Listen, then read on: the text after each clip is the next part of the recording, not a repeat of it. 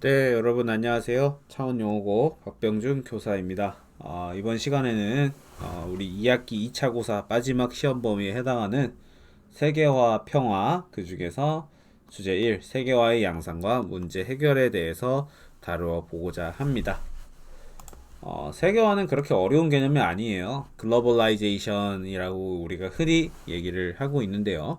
여기서의 포인트는 두 가지겠죠. 첫 번째로는 국경을 넘어선다라고 하는 게 포인트겠습니다. 기존에는 그저 국가의 문제는 국가 내에서 알아서 해결해야 되는 문제였지만, 이제는 특정 국가에서 생긴 문제는 그 국가만의 문제가 아니게 되었죠. 그래서 다양한 국가들이 얽혀 있는 그런 문제들이 되었습니다. 그런 것들을 봤을 때 세계화는 이미 이루어지고 있고 가속화되고 있다라는 거고요. 두 번째로는 다양한 요소의 교류라고 하는 겁니다. 여기서 다양한 요소들은 어떤 것들이다? 진짜 우리 삶에 있는 모든 것들이라 생각하시면 될 것 같습니다. 자본도 교류가 되고, 노동력도 교류가 되고, 음식, 기술, 제품, 음악, 가치관, 기타 등등 모든 것들이 국가를 넘어서는 형태로 교류가 되고 있죠. 지난 시간에 우리가 배웠던 다문화 사회에서도 노동력이 교류가 되어 오고 있었잖아요. 음식들 교류되어 오고 있었죠. 문화 변동 얘기했었잖아요. 그 문화 변동 중에서 우리가 외재적 요인에 의한 문화 변동을 주로 얘기를 했었을 때, 그죠? 음식, 음악 이런 것들이, 그죠?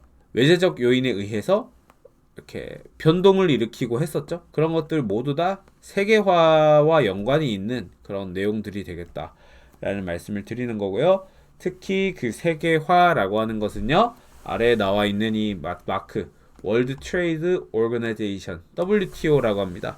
WTO에 의해서 가속화된 경향이 있다라고 볼 수가 있겠습니다. 이 WTO에서 하는 역할은 무역, 그죠? 국가 간의 무역 행위를 조금 더 손쉽게 할 수 있도록 장벽을 낮춰주는 역할을 했다라고 보시면 이해하실 수 있을 것 같아요. 이러한 세계화 속에서 어떤 행동들을 해왔는지에 대해서 좀 알아보도록 하겠습니다. 바로 그냥 단적으로 드러나죠. 맥도날드, 피자헛, 각 국가별로 있습니다. 이런 것들을, 그죠? 이런 어떤 형태를 만들어낸 기업을 우리는 다국적 기업이라고 이야기를 하고 있죠.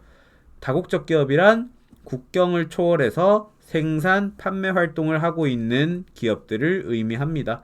이런 다국적 기업들은 주로 선진 국가들을 중심으로 이루어지고 있는데요. 그런데 선진국 중심으로 이루어지고 있는 다국적 기업인 나이키에서 선물을 받을 수 있고 받을 수 없고의 문제가 베트남에 달렸다라는 아이러니한 기사가 나오고 있습니다. 분명히 선진국 중심이라 했는데 다국적 기업에서의 어떤 활동들이 왜 베트남과 같은 개발도상국에 달려 있을까요? 맞습니다. 네, 결국은 이런 다국적 기업들이 국제 분업을 하고 있기 때문인데요. 그 국제 분업의 형태는 오른쪽에서 보시다시피 개발도상국에서는 단순 노동과 생산 공정에 해당하는 낮은 가치 산업을 하고 있고요. 선진국에서는 본사 운영 관리직, 리서치 앤 디벨롭먼트와 같은 높은 어떤 대가를 받는 고부가가치 산업에 종사를 시키고 있기 때문입니다. 그래서 나이키 생산 공장은 주로 베트남에 있지만 나이키 본사, 관리직, 그리고 나이키 연구소 이런 것들은 전부 다 미국에 존재를 하고 거기에 일하는 사람들은 높은 보수와 연봉을 받고 있는 거죠. 더불어서 이런 세계화의 양상도 떠오릅니다. 이렇게 한국 주식 투자를 하고 있는 박페페 씨가 있어요. 투자로 일확천금 꿈을 꾸면서 늘 살아가는 사람인데요.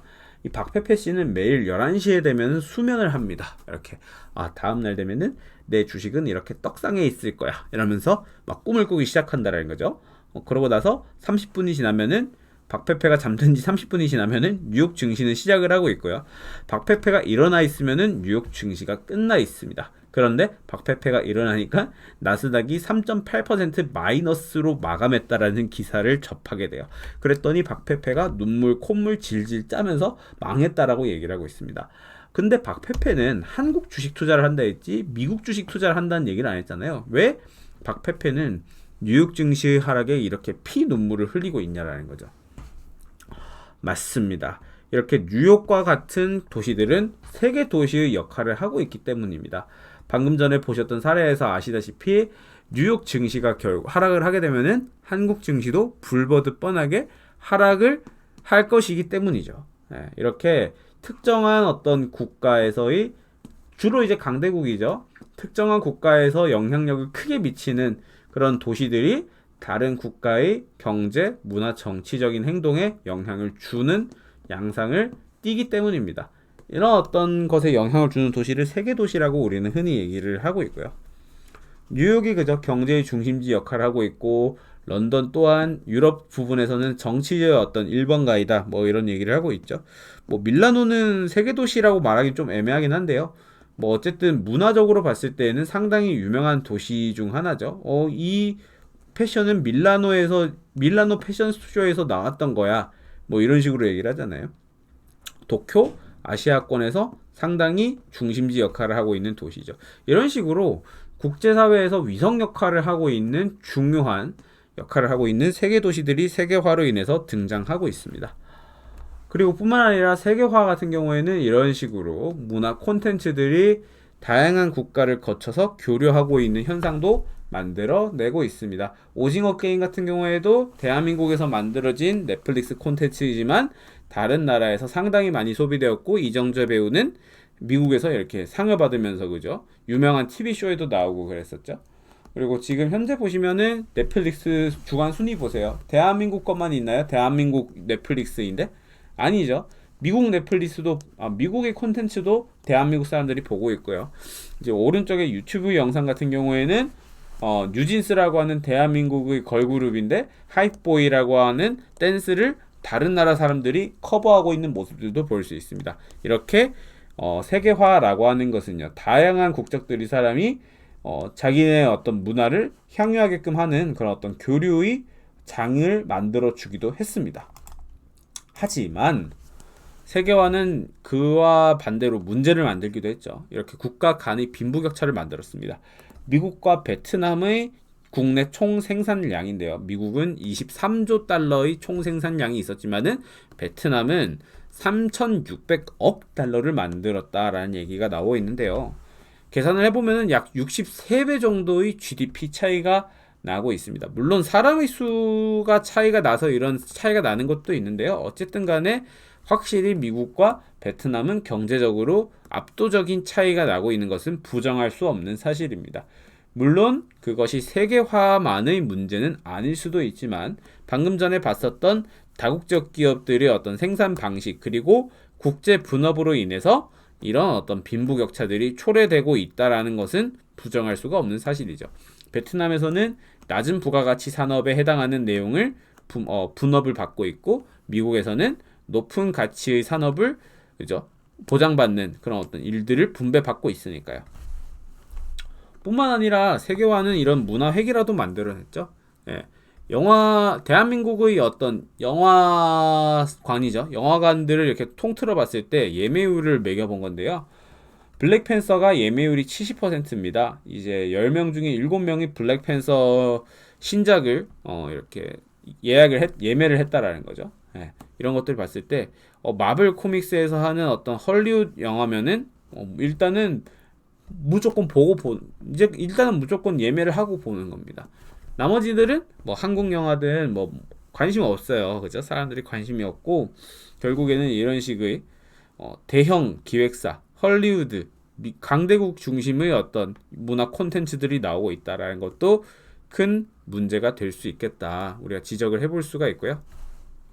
뿐만 아니라 세계화는 보편윤리와 특수윤리의 갈등을 낳기도 합니다.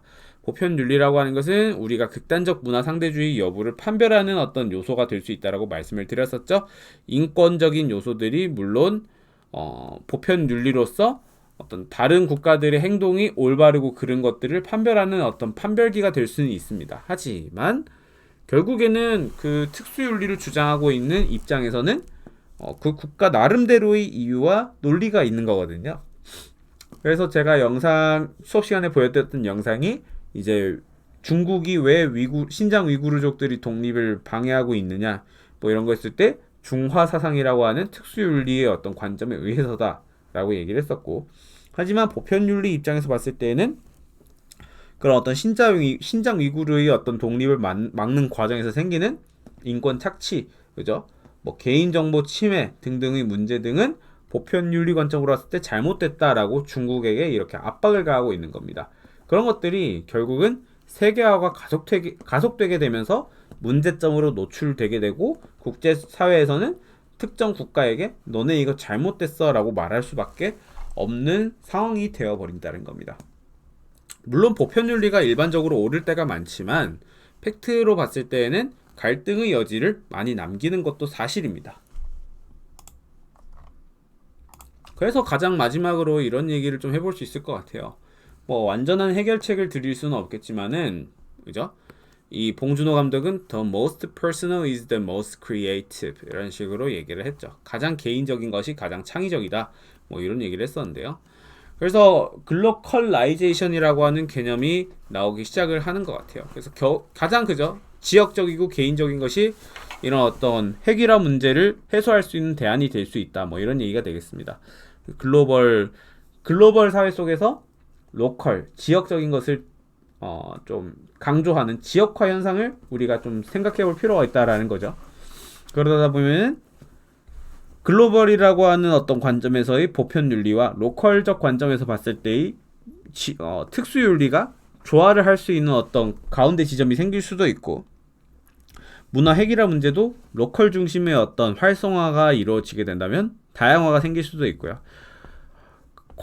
글로벌 중심의 어떤 자본으로 인해서 빈부격차가 심하게 되었을 때 로컬 중심의 어떤 경제 활성화가 나오게 된다면은 조금 그런 빈부격차가 부분적으로 해소가 될 수도 있겠죠. 이런 식으로 한번 우리는 지역화의 관점에 대해서 세계화의 문제를 해소할 수 있는 대안을 찾아볼 필요가 있겠습니다. 여기까지가 내용이 되겠고요. 끝까지 시청해 주셔서 감사합니다.